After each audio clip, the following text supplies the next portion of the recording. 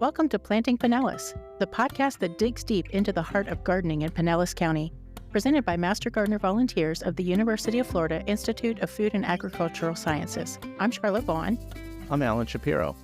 Whether you're a local looking to connect with your community or a visitor curious about your area's culture, conservation, and all things green, this is the place for you. Join us as we explore the people, places, projects, and of course plants that make Pinellas a thriving hub of sustainability, innovation, and natural beauty. From gardening tips to environmental initiatives, we've got the roots of Pinellas covered. So grab your gardening gloves and let's get started. Hello, everyone. Welcome to the inaugural episode of the Planting Pinellas podcast. My name is Charlotte, and Alan and I, your co-hosts, are thrilled to have our Pinellas County Urban Horticulture Extension Agent and Master Gardener Coordinator, Teresa Bedurek, as our first guest on this episode. We're going to begin with a little background about who we are, share our goals for the program, and I'm just so excited to get started. This is very exciting, and I'm real excited about this whole podcast and to be able to have something that's going to be focused on Pinellas County. Even though there will be some general information, we're really trying to focus on, how planting and gardening in Pinellas is different. Right, for sure. And we started talking about this back in the fall. You and I both are new to the Master Gardener program in Pinellas County. And we both just wrapped up our classes in December. We both passed. Yay. That was fun. So, I had approached Teresa, who we have here as a guest with us today. She's our extension agent. Thank you for having me on your very first episode. I'm so excited for you guys and appreciative. Yeah. So I just want to ask you, Alan, why did you even sign up for the Master Gardeners? What was your kind of backstory on that? Well, my backstory is my first love is botany. It always has been. I think we all share that. We do. And plants. When I was in college, I was a forestry major. And the foresters look at trees in a very different way than I think a lot of people do. They see just how many board feet can be in a tree as opposed to looking at it in a different way. And then there's other people in the field that are looking at the wildlife and being very excited by that. And I was into plants and into botany. And I was like, people... The tree itself. Imagine that. Yeah. And so that's what really brought it in. And then after finally retiring from my job, I decided that I really wanted to get back into my first love, which was botany. That's awesome. So for you, Charlotte, what? So my grandfather was actually a botany professor in Jacksonville in, I want to say the 50s or 60s. And so my mom says that the green thumb completely skipped her and concentrated in me. I started just kind of dabbling in gardening because, my dad would cut the grass and maybe shear the shrubs or something, but that was about the extent of what anybody in our family was doing. And I was like, I want to play with this. And so, I can remember prepping a bed in our backyard. I can remember transplanting a really huge shrub, a big old boxwood. And it just it grew this confidence. And even just from a little kid, going out in the garden with my grandfather. And that was just a core memory for me. And he would teach me all about the plants just as we walked along. And so it was just such a natural connection with nature that I've never gotten away from. And so, like you said, kind of having some career shifts and some time available to reinvest in something that is more of a passion project, that got me excited about the Master Gardener program and, just kind of getting involved in the local community. And then I love to learn. So that's an amazing part of this program is just learning together. It is. And, I mean, even though with my background, it's been many years of my background going through the Master Gardener program, with Teresa was absolutely wonderful. And the learning and being surrounded by other plant enthusiasts. Nerds. Just call us nerds. Was wonderful, because honestly, my family, I love them to death. Yeah, you talk about this and they look at you like, really? Okay.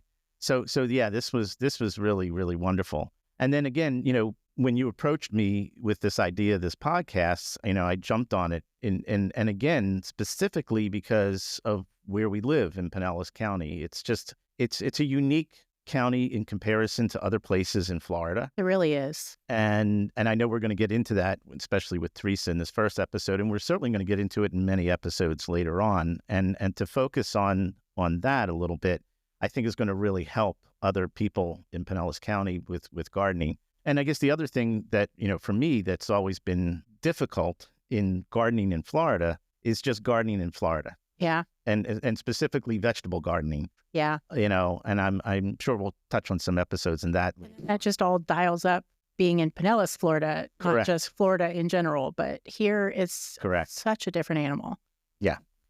So as far as the Master Gardener program, I did want to throw in that the applications for the upcoming year are currently open, and just a little bit about what that involves. And you don't have to have any experience. You don't have to be a botanist or a forestry. Not at all. Nope. Yeah. So it's really, you come and you learn, you get involved. There are some commitments that you're making by joining into that program where you're committing to the first year, you have to do 75 hours of volunteer time.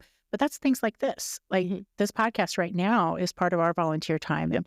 I know you've gotten involved at the help desk at the Extension office in Largo, and I've gotten involved with some of the community outreach events and the Landscape Solutions program. And so there's so many opportunities just to get involved and to connect with people in the community. And so, that first year, 75 hours, following years, it's just 35 hours to maintain your status, and then a flat 10 hours a year of continuing education.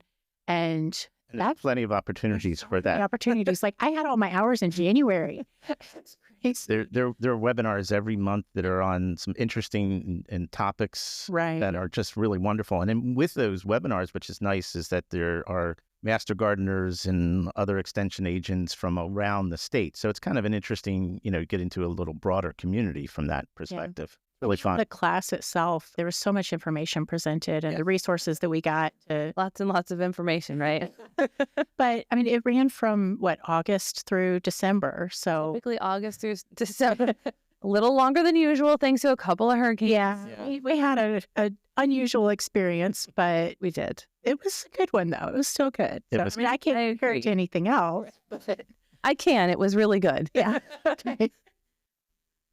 So as far as IFAS, and it's specifically IFAS, and with an F, the Institute of Food and Agricultural Sciences, there's a little history that we kind of learned going into this program that dates all the way back to 1862. And that's a long time ago. It is. And as it continued through, we get up to the Smith-Lever Act, 1914, established the cooperative extension, and that included Pinellas County from day one, right, Teresa? Yes, that included every county that existed, and this is a nationwide act. However, some counties came along a little later, a little sooner than that exact date, but the University of Florida was on that very early. I don't know the exact year in which we had a building in Pinellas County. Okay.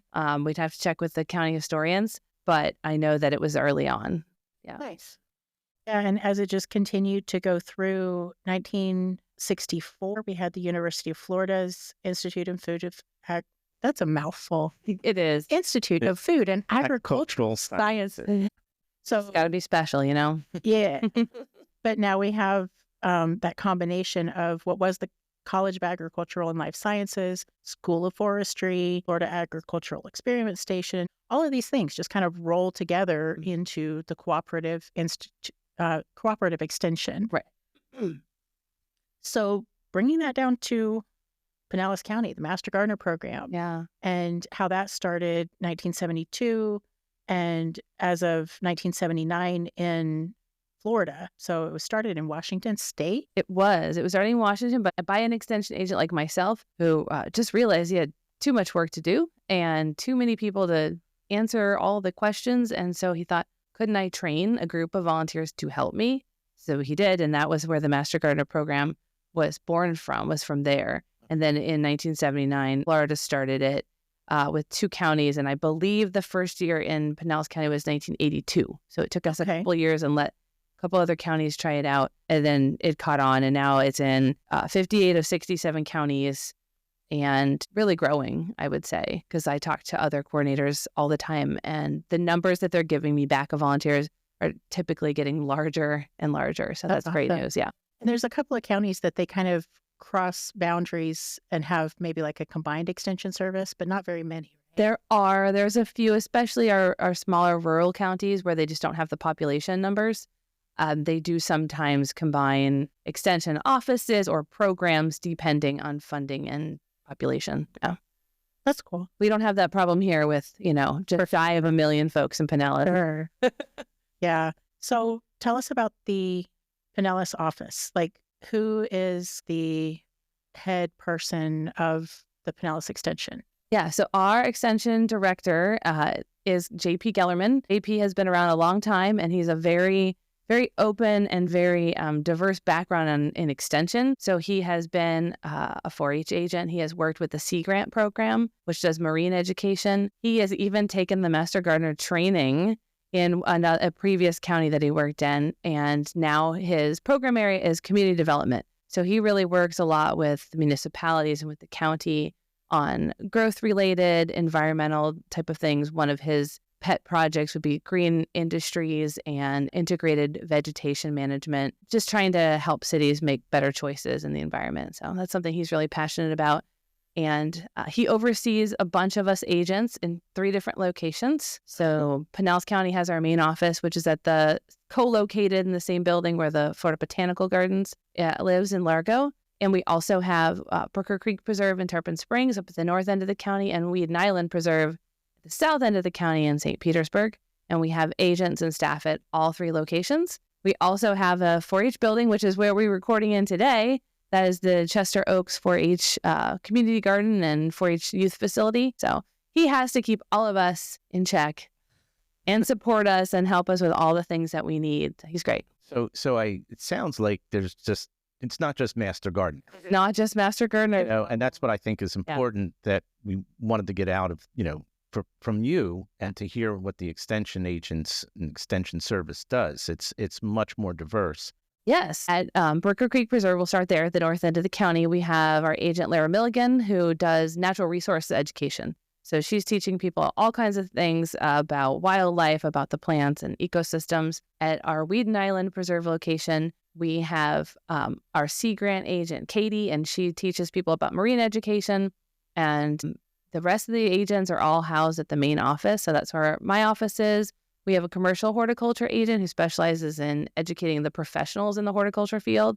That's Steve Robinson. We have Cindy Hetz, who is our family and consumer sciences agent. She's in charge of financial, nutrition, just what things that we used to call home economics back in the day, but it's more like consumer education. Mm-hmm. And we also have Emily, who is our brand new 4-H agent, who is youth education.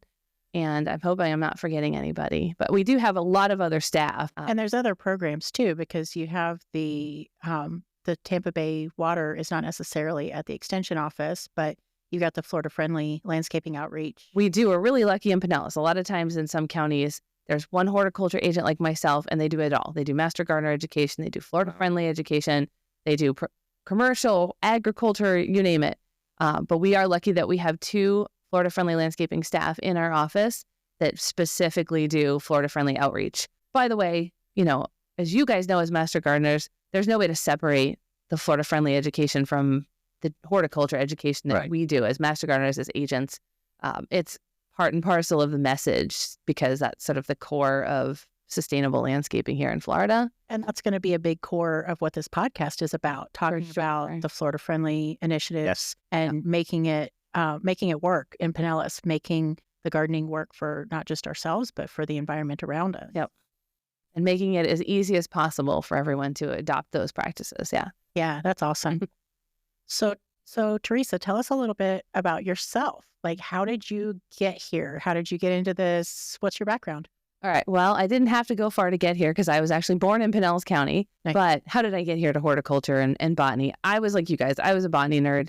My grandmother, same thing, skipped a generation. My grandmother was my plant inspiration. My mother was not into it. It was not her thing at all, although she was an educator. So I got a little something from each of them. But it was the same. I learned it from my grandma, fell in love with plants, just following her around in her garden. trying to figure out what she was doing or just helping her out. Then I went on after high school and I went to the University of Central Florida and I got a degree in, it didn't have a specific botany degree at the time, but it was a biology degree with an emphasis in botany.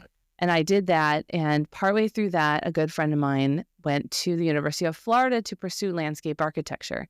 And at the time, I had no idea what that was. And so I visited her at UF and I fell in love with landscape architecture, got a master's in landscape architecture, did that for a short bit, found out that corporate world was not my favorite, and I missed the plants. And you think, well, landscape architects work with plants, but it really isn't as much as I hoped it would have been. It was a lot of details and just background stuff that I didn't find as exciting for me personally. And so when this job came up at the Pinellas County Extension Office, I was looking through and I read the job description and I was like, did they write this for me? Was this for me? It's all about plants and I get to share with other people and I still get to bring some of that design knowledge. Check, I'm in. And so I applied and I've been here since 2010. Awesome. Yeah. So 15 years already. 15 years this month, actually. That's awesome. Yeah, and I think it's the educational piece. I hear what you're saying, and I think about my background again in, going forestry and the way foresters think, but my view is very different and I really wanted to educate people. And so that's what it sounds like, but, was your passion.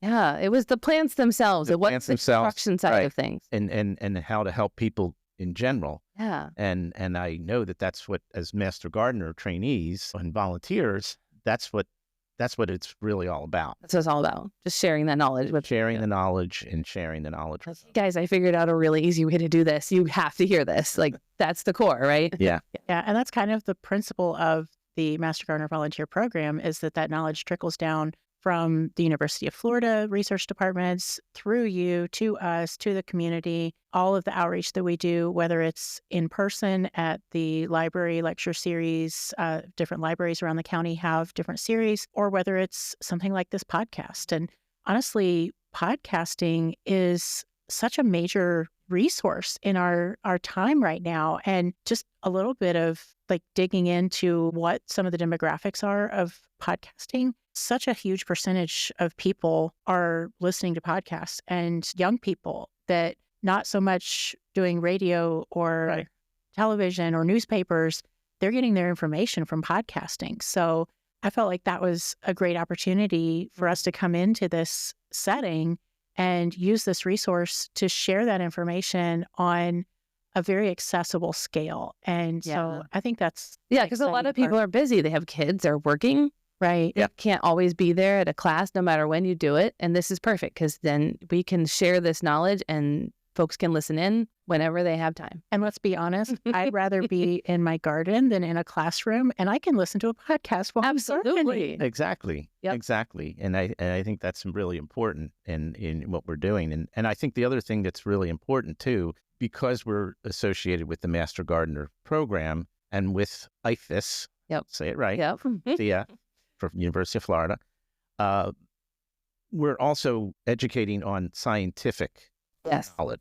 Absolutely. And I think that's an important piece of this too, and not just our podcast, but just in general, that the information we provide to the public and what you provide as an extension agent is researched and makes some sense. We're not making it up. Not making it up. We won't make it up. Right. And not just doing a Google and Correct. Google search and finding something off the cuff. It's really, has vetted information.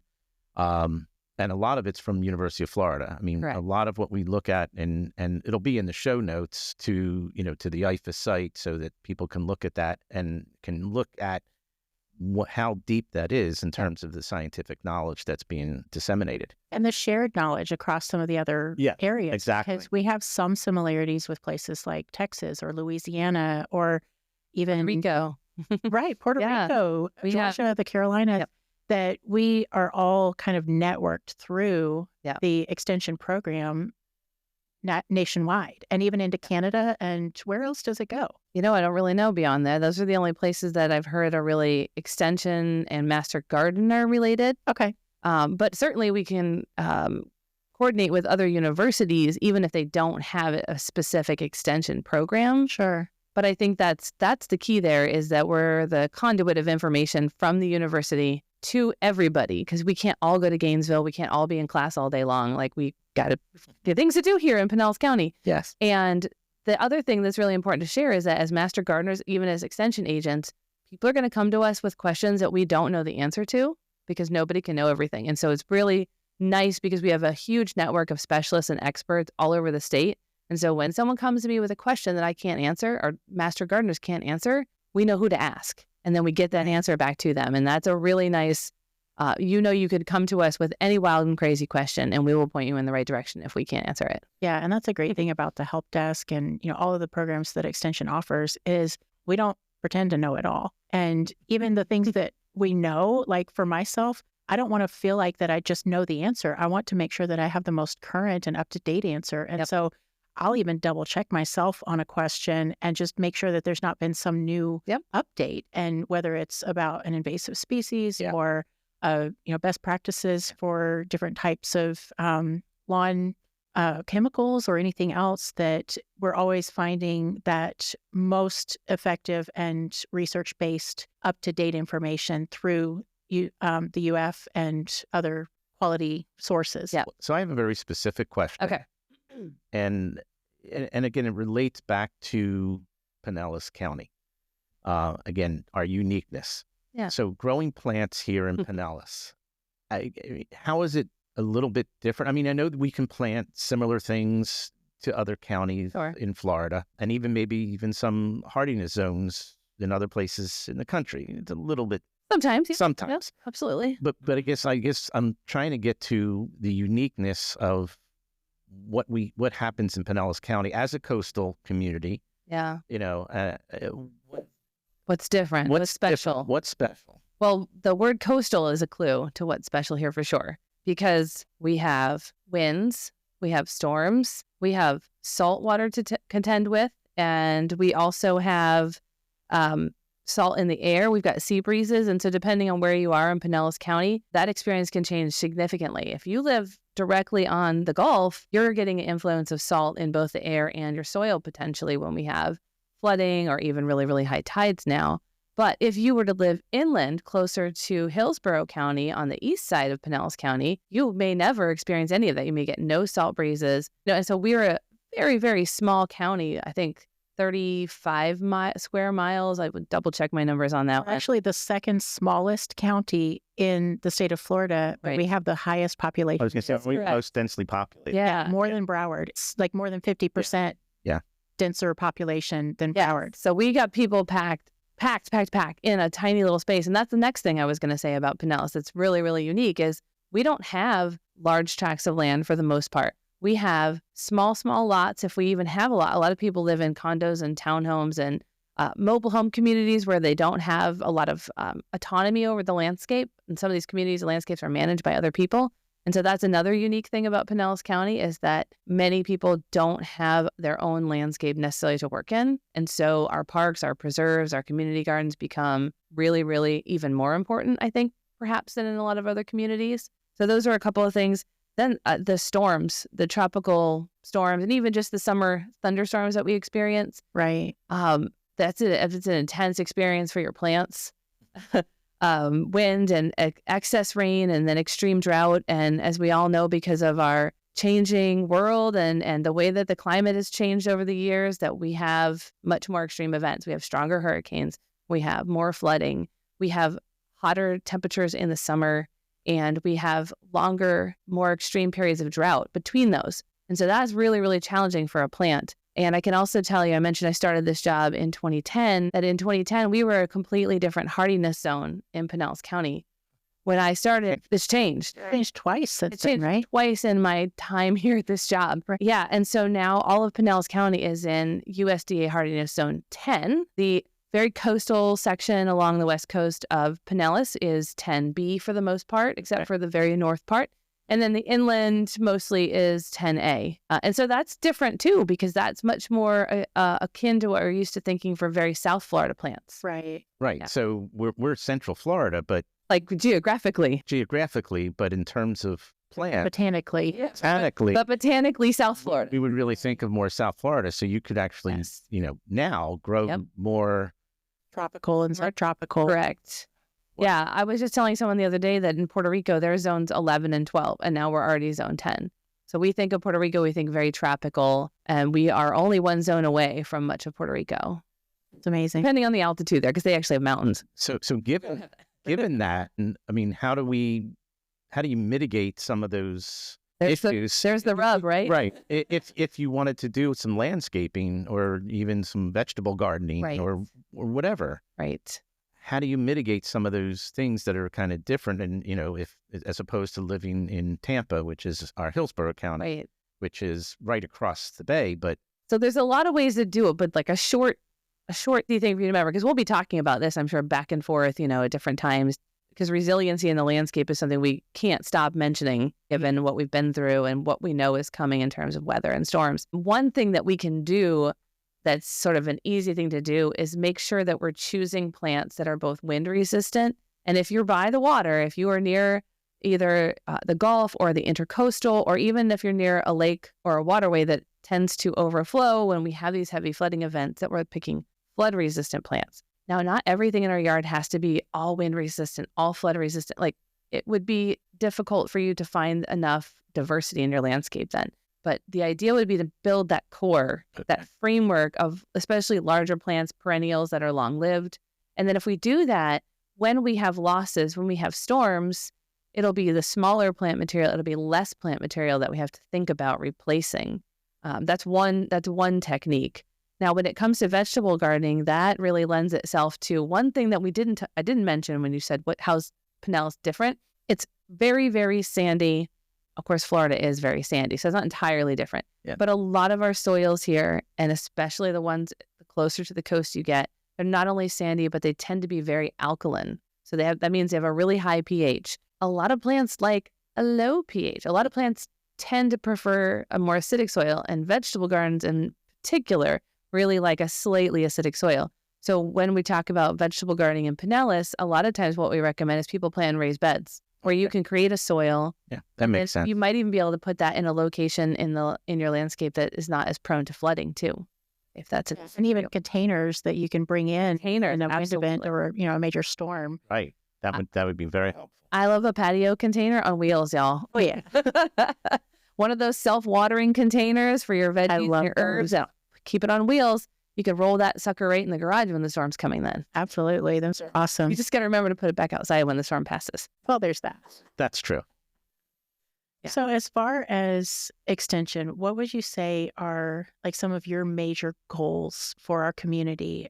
What is kind of your heart behind your role in this program? Yeah, so my goal in this role is I would love for everyone to know more about extension. I hate it, but people always like to call extension the best kept secret. I don't want that.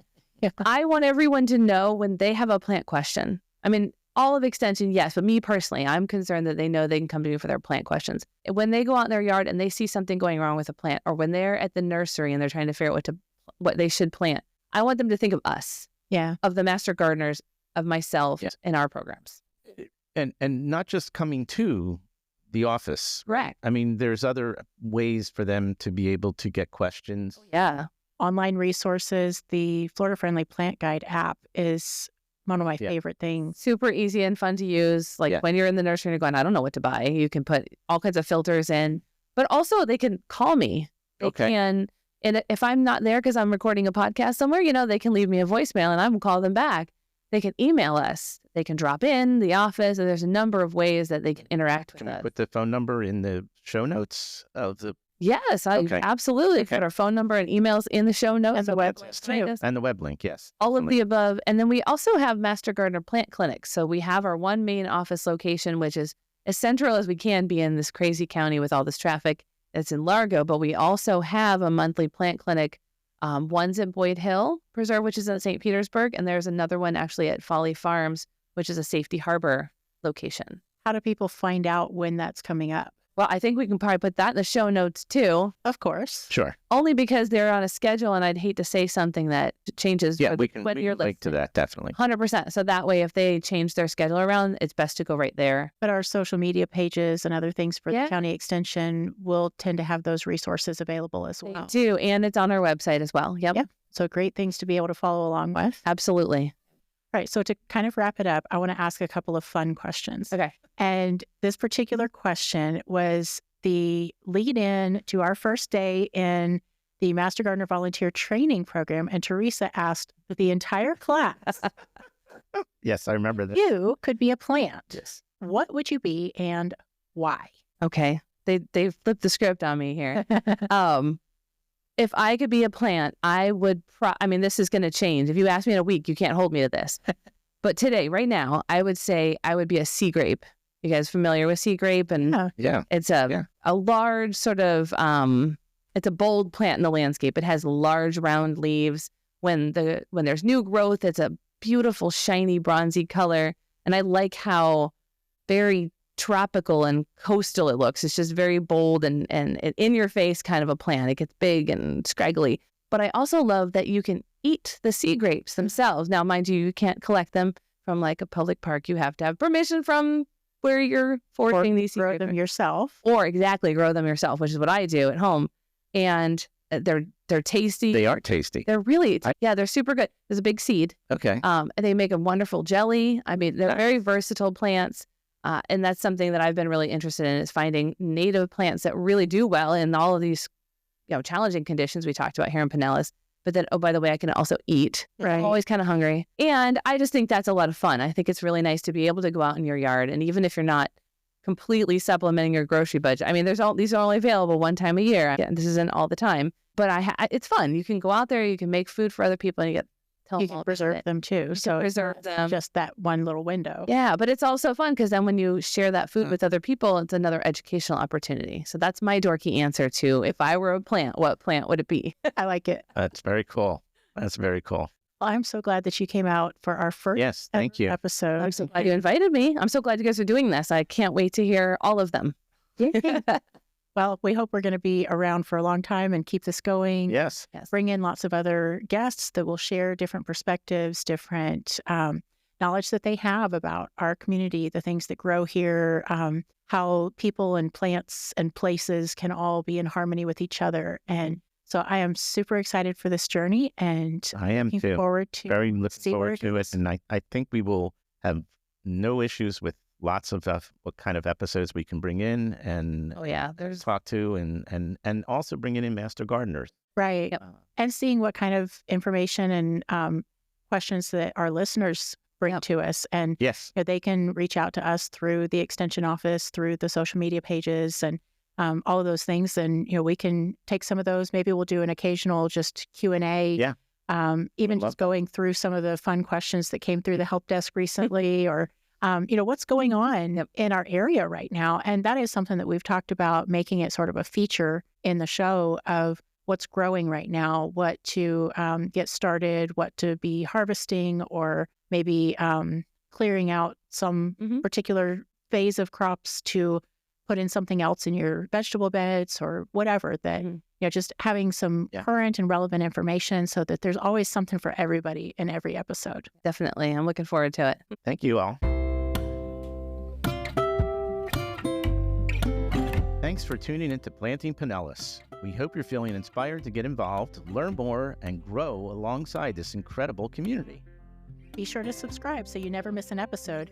And if you like the show, leave us 5 stars or a review. And don't forget to share with fellow plant lovers. Until next time, keep planting, keep growing, and keep making Pinellas County a place to thrive.